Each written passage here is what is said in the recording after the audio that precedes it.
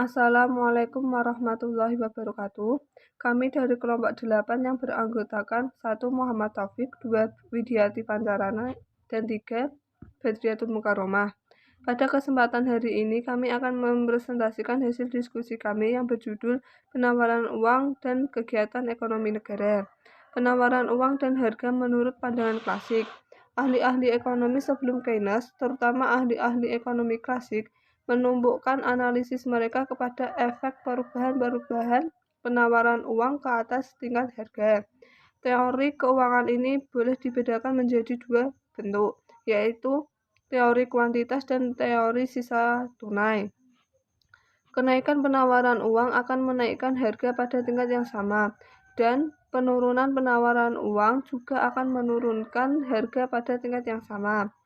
Menurut Danang Suryoto, supply of money adalah jumlah uang yang beredar di dalam masyarakat, baik uang kertas maupun uang logam.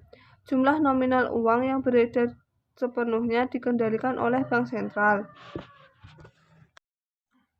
Kurva penawaran uang. Banyak sedikitnya penawaran atau jumlah uang yang beredar ditentukan oleh pemerintah melalui bank sentral yang jumlahnya tetap dalam jangka waktu tertentu.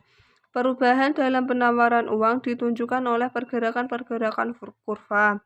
Pergerakan kurva penawaran uang dari MS0 ke MS2 menunjukkan bertambahnya penawaran uang. Sebaliknya, pergerakan kurva penawaran uang dari MS0 ke MS1 menunjukkan berkurangnya penawaran uang. Ya, saya akan melanjutkan presentasi dari Mbak Badriatul. Perkenalkan, nama saya Muhammad Taufik, NIM 63040200011. Ini saja. Yang kedua yaitu faktor yang mempengaruhi penawaran uang.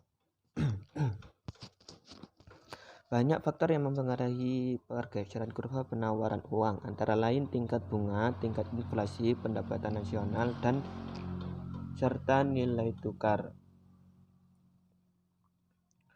Yang pertama, tingkat bunga.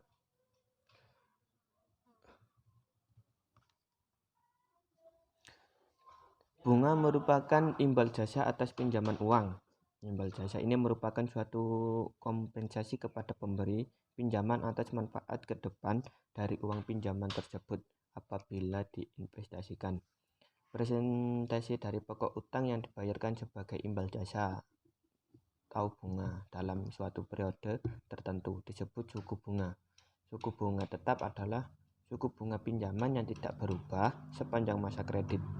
Suku bunga mengambang adalah suku bunga yang berubah selama masa kredit berlangsung dengan mengikuti suatu kurs referensi tertentu, seperti misalnya LIBOR, di mana cara perhitungannya dengan menggunakan sistem penambahan margin terhadap kurs referensi.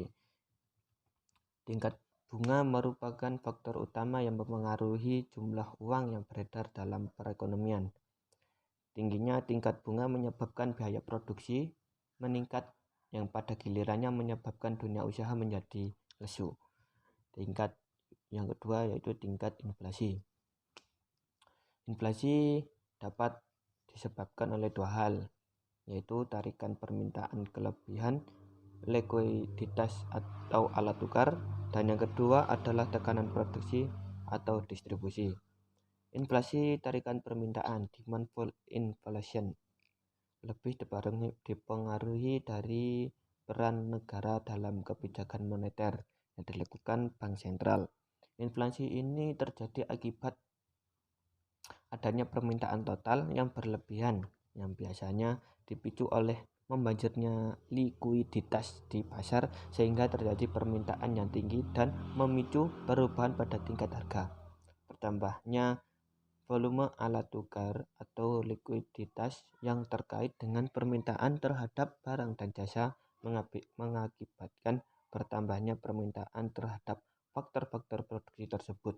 Meningkatnya permintaan terhadap faktor produksi itu menyebabkan harga faktor produksi meningkat. Yang ketiga, pendapatan nasional. Permintaan agregat menunjukkan hubungan antara keseluruhan permintaan terhadap barang-barang dan jasa sesuai dengan tingkat harga. Permintaan agregat adalah suatu daftar dari keseluruhan barang dan jasa yang akan dibeli oleh sektor-sektor ekonomi pada berbagai tingkat harga. Sedangkan penawaran agregat menunjukkan hubungan antara keseluruhan penawaran barang-barang dan jasa yang ditawarkan oleh perusahaan-perusahaan dengan tingkat harga tertentu. Konsumsi merupakan salah satu faktor yang mempengaruhi pendapatan nasional. Jika terjadi perubahan permintaan atau penawaran agregat, maka perubahan tersebut akan menimbulkan perubahan-perubahan pada tingkat harga, tingkat pengangguran, dan tingkat kegiatan ekonomi secara keseluruhan. Yang keempat, nilai tukar.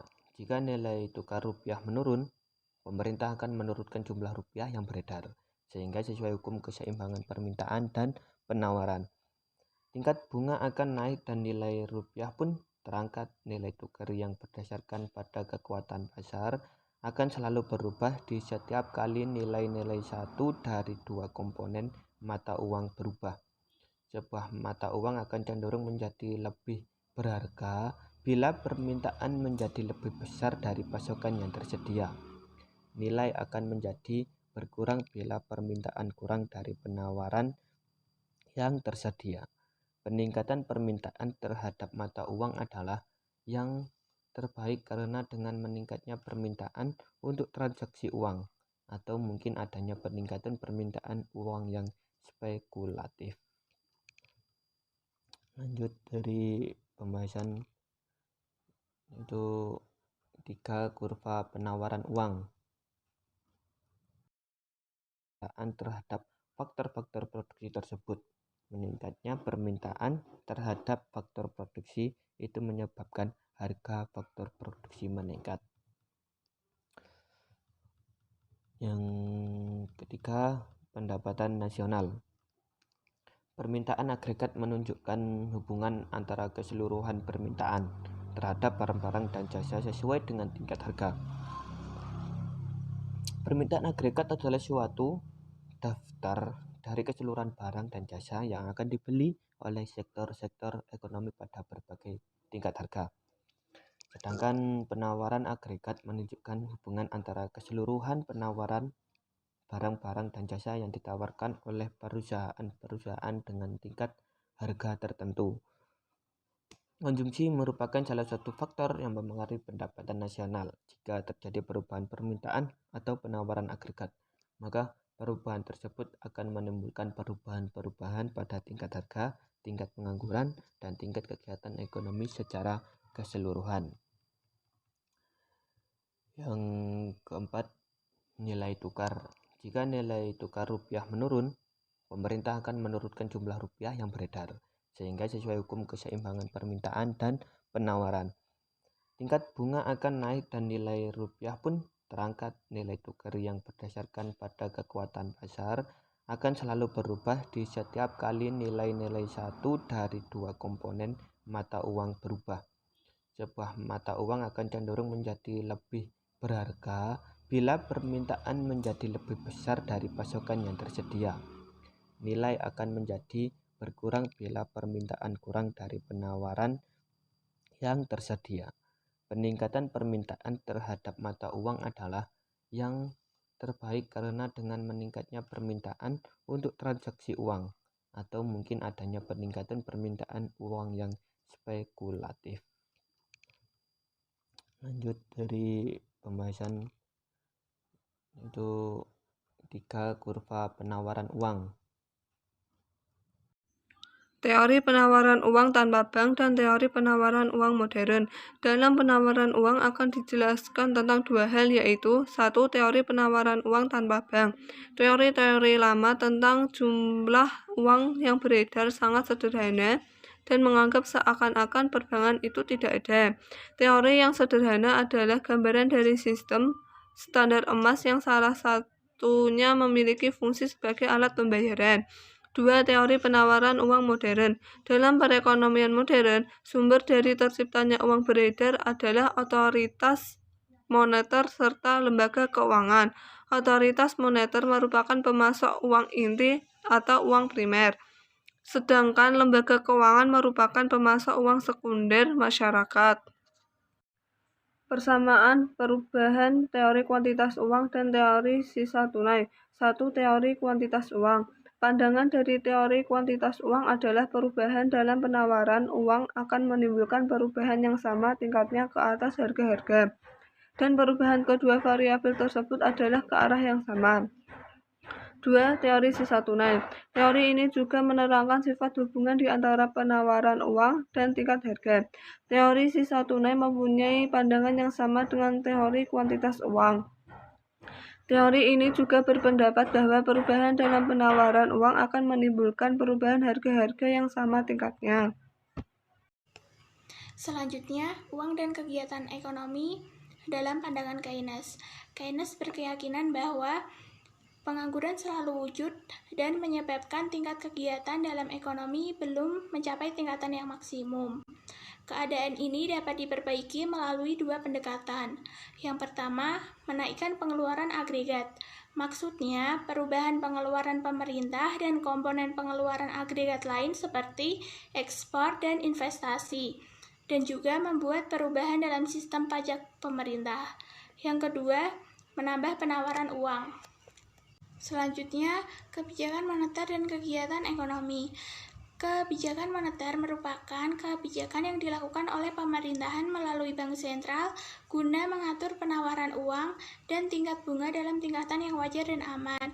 Kebijakan ini dibagi menjadi dua, yaitu kebijakan moneter kualitatif merupakan langkah-langkah bank sentral yang bertujuan mengawasi bentuk-bentuk dan investasi yang dilakukan oleh bank-bank perdagangan. Yang kedua adalah kebijakan moneter kuantitatif merupakan kebijakan yang dilakukan oleh bank sentral untuk mempengaruhi jumlah penawaran uang dan suku bunga dalam perekonomian. Selanjutnya, kebijakan moneter kuantitatif memiliki beberapa tindakan. Yang pertama, operasi pasar terbuka dan tingkat diskonto, yaitu tindakan bank sentral untuk mempengaruhi jumlah uang beredar dengan cara memperjualbelikan surat-surat berharga. Yang kedua, merubah cadangan minimum, yaitu suatu bank umum yang dijadikan beroperasi diwajibkan baginya oleh bank sentral untuk menyetor sejumlah uang dari sekian persen modal yang diperuntukkan bagi cadangan modal bank sentral. Sedangkan kebijakan moneter kualitatif memiliki dua kebijakan, yaitu pengawasan pinjaman selektif. Maksudnya, bank sentral menentukan jenis pinjaman apa saja yang boleh diberikan dan diwajibkan oleh bank sentral dan mana yang tidak boleh dan harus ketat pemberiannya. Yang kedua adalah pembujukan moral, merupakan tindakan bank sentral yang meminta kepada bank umum agar melakukan tindakan yang dianggap perlu untuk menstabilkan peredaran uang dan suku bunga agar tetap berada pada tingkat yang wajar. Itulah pembahasan dari kelompok kami. Jika ada yang belum jelas, bisa ditanyakan di WA Group. Terima kasih. Wassalamualaikum warahmatullahi wabarakatuh.